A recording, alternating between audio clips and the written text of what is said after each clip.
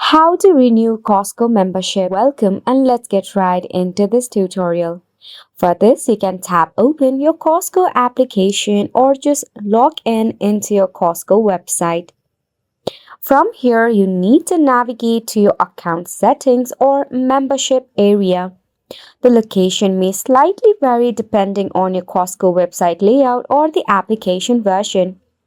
From here, head over to your account detail or renew membership option, which will be provided to you.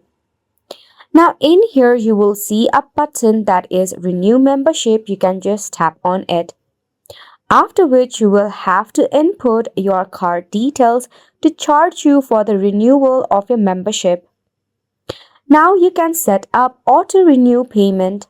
For this, just tap on renew membership and at the bottom you will see set up auto renew payment, in which enter your card number, expiration date and card holder name. Open it. Once a card is successfully added, your renewal will be automatically according to the due date that you select. And it's a wrap for the video as well. Thank you so much for tuning in.